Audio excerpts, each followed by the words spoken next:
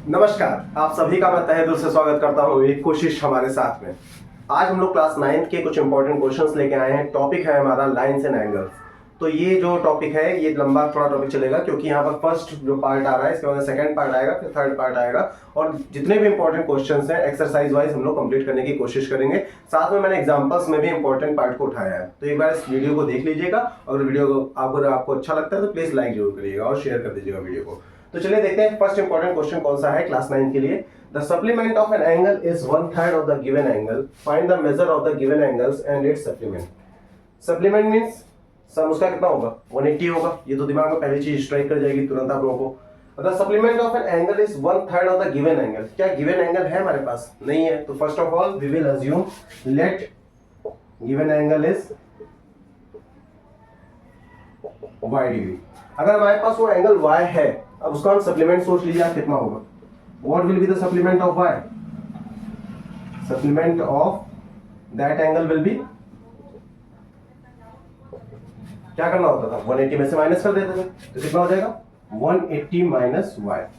अब आगे पढ़ते हैं क्या कह रहा है। द सप्लीमेंट मतलब सप्लीमेंट पे आगे उसकी वैल्यू कितनी है, 180 माइनस y है, उसको यहां कर दिया। ठीक, ऑफ एन एंगल, ठीक है हो गया, इज 1/3। ये इज मतलब इक्वल है किसके, 1/3। किसके 1/3 है, of the given angle. Given angle क्या हम लोगों ने अज्यूम किया था, y।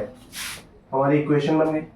इसे अब हमें सॉल्व करना होगा। अब मैं क्या करूंगा, यहाँ पे मैंने देखा कि मेरे पास लिखा हुआ 180 minus y is equal to 1/3 y, या फिर मैं इसको कह सकता हूँ y/3।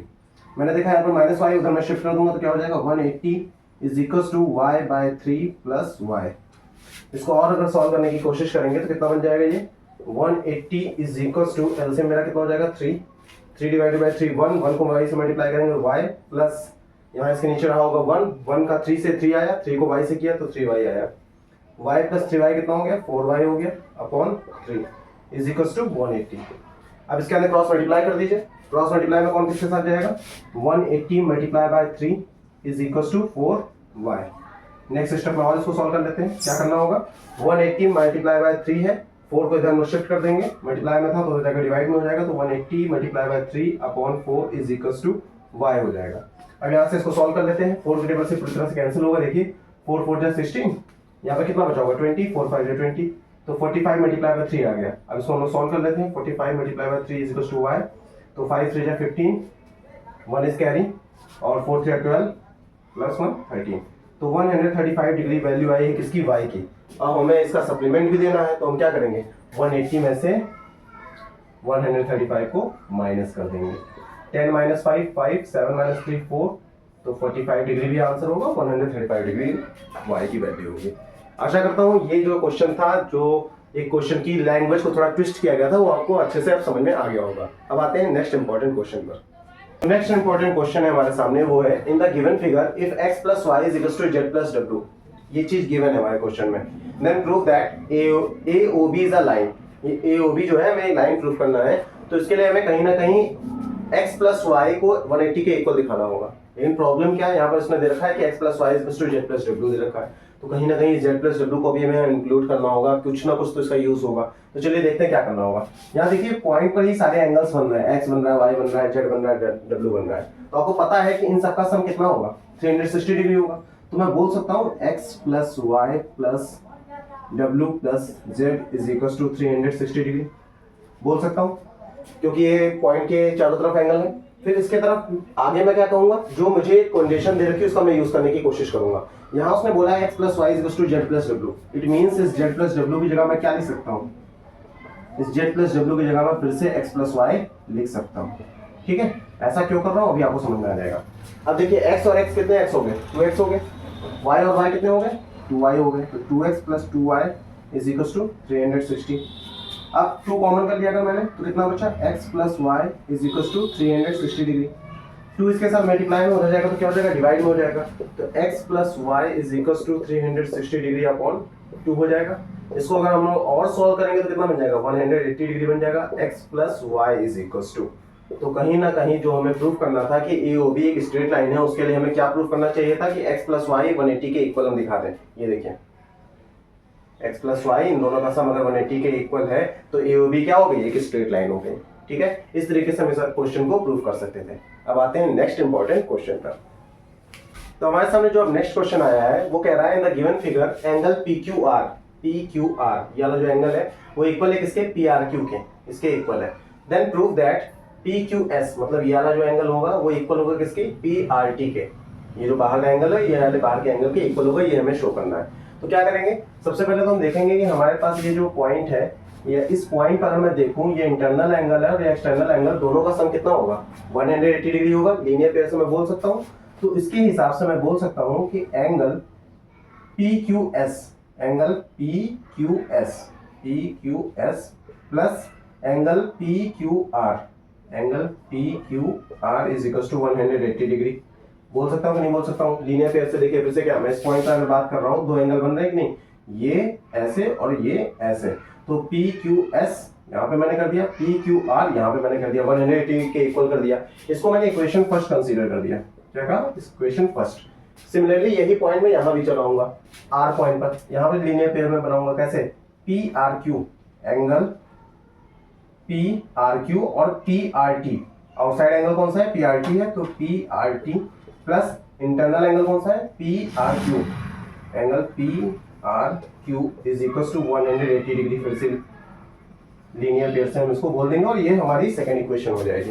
इतना क्लियर? यहाँ पर फिर से एक बार देख लीजिए, PRQ is equal to 180 degree. अब देखिए कहीं ना कहीं दोनों चीजों में हम देख रहे हैं कि 180 डिग्री कॉमन आ रहा है, मतलब 180 डिग्री इसके भी इक्वल है, 180 डिग्री इसके भी इक्वल है। तो अगर मैं आपको डायरेक्टली समझाने की कोशिश करूं तो मैं ऐसा बोल सकता हूं कि इस वाले 180 की जगह यहाँ जो 180 लिखा है उसकी पूरी वैल्यू यहाँ पर कॉपी कर दूंगा, कोई दिक्कत तो नहीं।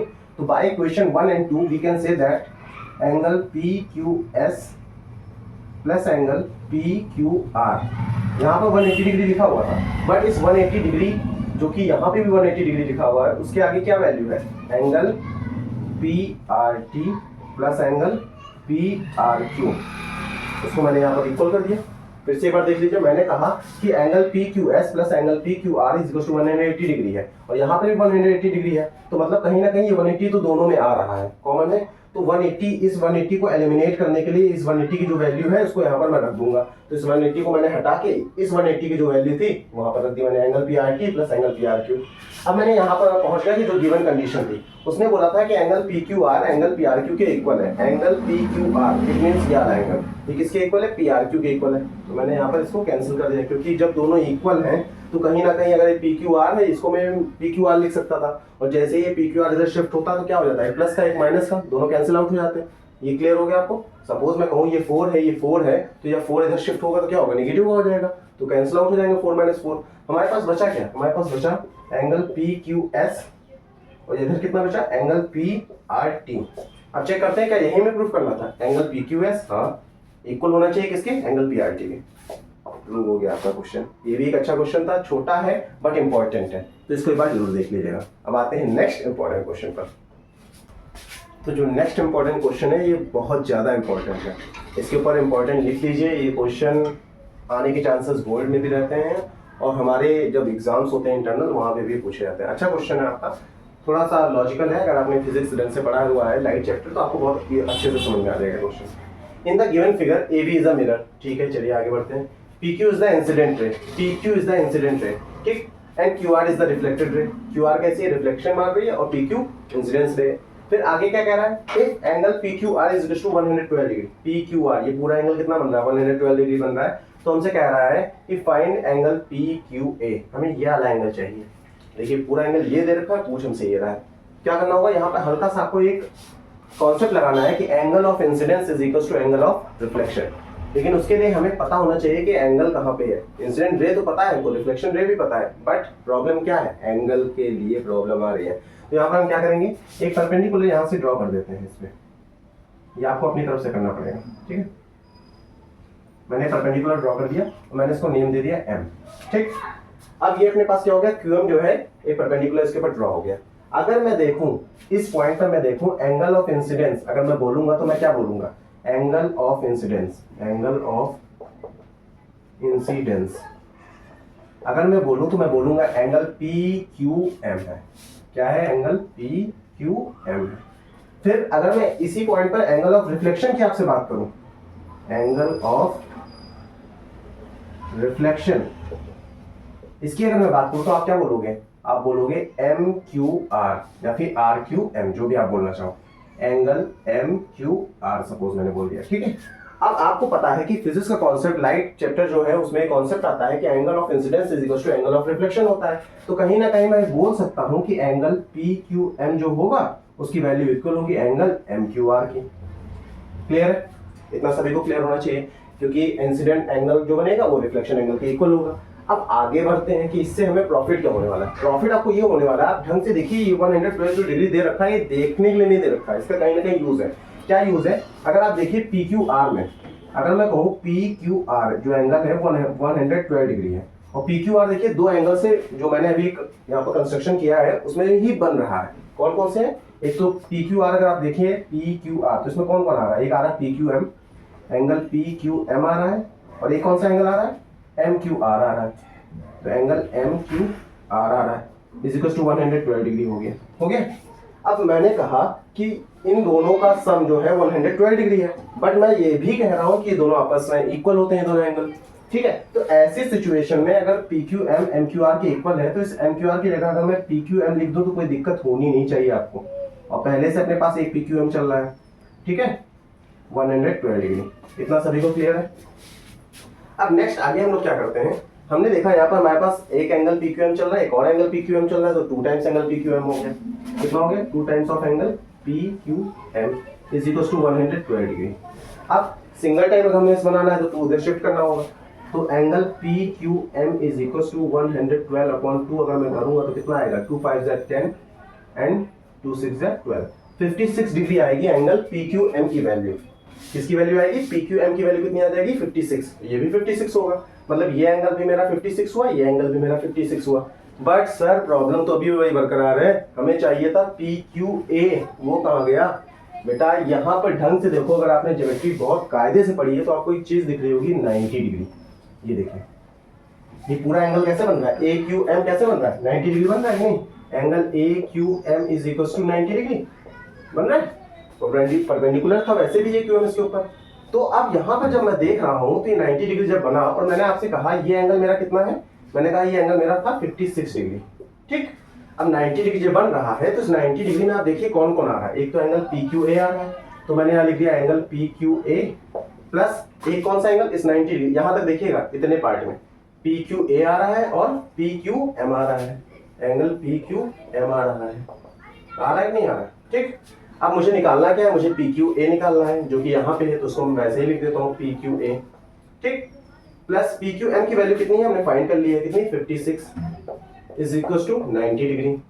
अब angle P Q A is equal to 90 degree minus 56 degree कर दीजिए, कितना होगा, 10 minus 6 4, 8 minus 5 3, 34 degree is the right answer, that is angle P Q A, उसकी वैल्यू कितनी होगी, 34 डिग्री। आशा करता हूँ जो इंपॉर्टेंट क्वेश्चन था वो अच्छे से अब आपको क्लियर हो गया होगा, इसकी एक प्रैक्टिस जरूर करके जाइएगा, चांसेस होते हैं एग्जाम में आने के इनसाइड क्वेश्चंस की।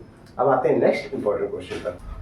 अब देखते हैं नेक्स्ट इंपॉर्टेंट क्वेश्चन हमारे सामने कौन सा है। क्वेश्चन है 2 lines A B and C D intersect each other at point O. देखिए यहाँ पर क्या है, ये सपोज ए बी है और ये सी डी है, ठीक है, ये इंटरसेक्ट कर रहे हैं कहाँ पर, ओ पे इंटरसेक्ट कर रहे हैं, such that AOC and AOD and AOD का रेशियो कितना दे रखा है, AOC एंड AOD का रेशियो दे रखा है 5:7। इट मींस अगर रेशियो में कोई चीज दे रखी होती है, हमेशा मैं आपसे कहता था उसको आप उसी वेरिएबल के साथ लीजिए। अब जैसे यहाँ पर 5 है तो इसको मैं क्या बोल दूंगा, 5y, तो AOC की वैल्यू कितनी हो गई, 5y हो गई। देन यहाँ पर मैंने देखा यहाँ पर कौन सा है, AOD, उसकी वैल्यू 7 है, तो 7y हो जाएगा। AOD की वैल्यू कितनी होगी, 7y। अब ढंग से देखिए, अगर मैं सब कुछ इरेज कर दूं तो एक स्ट्रेट लाइन बन रही है कि नहीं, DOC एक स्ट्रेट लाइन बन रही है कि नहीं बन रही है, तो ऐसे सिचुएशन में इन दोनों का सम कितना होगा, 180 के इक्वल होना चाहिए। तो क्या हो जाना चाहिए, 7y plus 5y is equal to 180 degree. अब 7y plus 5y 12y is equal to 180 degree, so y is equal to कितना हो जाएगा, 180/12। अब इसको सॉल्व कर लीजिए आप, 6 के टेबल से कर लीजिए, 6 3 18, 6 2 12, कितना आ जाएगा, y की वैल्यू 15 आ गई। अगर y की वैल्यू 15 आ गई है, सारे एंगल्स को फाइंड कर लीजिए। एंगल AOC आपने कितना बोला था, एंगल AOC बोला था मैंने 5y, है ना, तो 5 मल्टीप्लाई बाय 15 कितना हो जाएगा 75 डिग्री। सिमिलरली एंगल AOD कितना बोला था, AOD 7y, तो 7 multiply by 15 that is equals to 105 degree. अब हमारे पास ये एंगल आ गया, वर्टिकली अपोजिट से ये वाला इसके इक्वल हो जाएगा और वर्टिकली अपोजिट से ये वाला इसके इक्वल हो जाएगा। हम लोग एंगल जो रेस्ट ऑफ एंगल्स थे वो निकाल सकते हैं, BOC निकाल सकते हैं और BOD निकाल सकते हैं। आशा करता हूँ ये क्वेश्चन आपको बहुत आसानी से समझ में आ गया होगा था। अब मैं आपको 2 क्वेश्चन दे रहा हूँ जिसका भी राइट आंसर जो भी होगा आपको कमेंट बॉक्स में बताना होगा, ठीक है, और प्रैक्टिस जरूर कर लीजिएगा इन सारे क्वेश्चंस को। अब आते हैं जो क्वेश्चन हमें होमवर्क के लिए मिले हुए हैं आज। क्वेश्चन है वो पहला क्वेश्चन है, find the value of x for which the angles 2x - 5 and x - 10 are complementary angles. Complementary है तो मतलब सम कितना 90 डिग्री, आपको पता है, निकाल लेंगे इस क्वेश्चन को। नेक्स्ट यहाँ पे क्या हुआ है इस क्वेश्चन में, इस एंगल की वैल्यू दे रखी है जो कि 125 डिग्री, और आपसे पूछ रहा है x की वैल्यू कितनी आएगी, y की वैल्यू कितनी आएगी, z की वैल्यू कितनी आएगी। ध्यान रखिएगा जब एग्जाम में आप करेंगे या फिर जब भी आप कहीं बैठ के कर रहे होंगे इस क्वेश्चन को, प्रॉपर्टीज जरूर मेंशन करिएगा क्योंकि उनके मार्क्स उसमें पक्के होते हैं। तो चलिए अब आते हैं नेक्स्ट वीडियो पर जो कि आएगा कल। अब आज आपका काम यह है कि जो भी मैंने क्वेश्चंस आपको दिए उनकी प्रैक्टिस कर लीजिएगा। इस वीडियो में जो इंपॉर्टेंट क्वेश्चन है और जिसमें आप अगर आपको लगता है क्वेश्चन में आप फंसे हैं तो उस क्वेश्चन को 2-3 बार जरूर प्रैक्टिस कर लीजिएगा। अब इस वीडियो को यहीं पे एंड करता हूँ। जय हिंद, जय भारत।